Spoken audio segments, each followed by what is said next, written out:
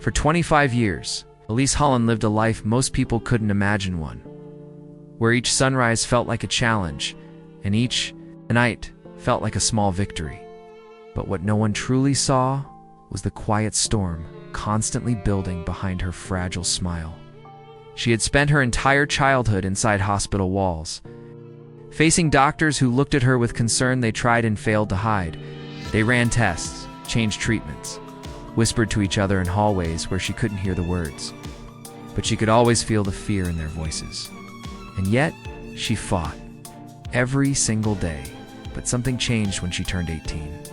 The mystery that had followed her for years finally had a name. A terrifying one, an autoimmune disease attacking the very nerves that kept her body functioning. Suddenly, everything made sense, and nothing made sense at all. The world around her kept moving. Friends celebrated birthdays, engagements, weddings, lives exploding with color. But Annaliese watched from the outside, trapped in a body that felt like a ticking clock. A body she could no longer trust. A body that betrayed her again and again through fractures, infections, and pain that came in waves strong enough to break even the strongest spirit.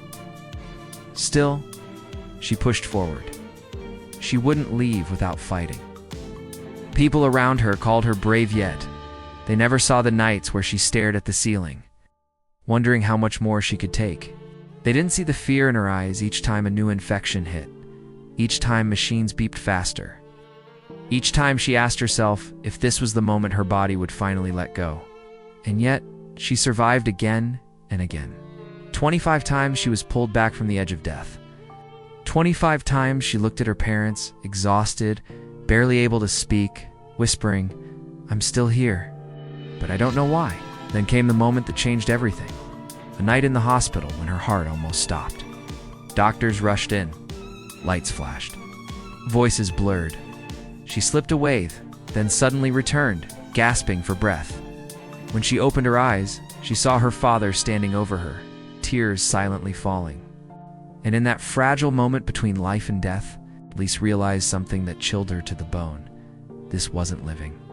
This was surviving. And she was tired, so tired that even hope felt heavy. That night, she made the decision she once thought she'd never speak aloud. A decision that would break her family's hearts, but would finally give her peace. She would choose her ending, the one thing her illness couldn't take away from her. Her father didn't understand at first. How could he? His little girl had fought harder than anyone he'd ever known. But when she looked at him with trembling eyes and whispered, "Dad, please let me go," something inside him shattered. He finally saw the truth she had been carrying alone. She wasn't giving up. She was choosing freedom. And so Annaliese began preparing for her final chapter, one she would write on her own terms. For the first time in her life, she felt something strange, something she hadn't felt in years: control. She cried the day she was approved, not from fear, but from relief. But even in that moment of peace, one question stayed heavy in her heart. What would this choice do to the people she loved? Would they understand? Would they forgive her? Or would they forever wonder what might have happened if she held on just a little longer? The world will never know what silent battles she fought when no one was watching. The battles that pushed her to this decision. But one thing remains certain: Annaliese Holland didn't choose death. She chose an ending that finally, after 25 years, felt like hers.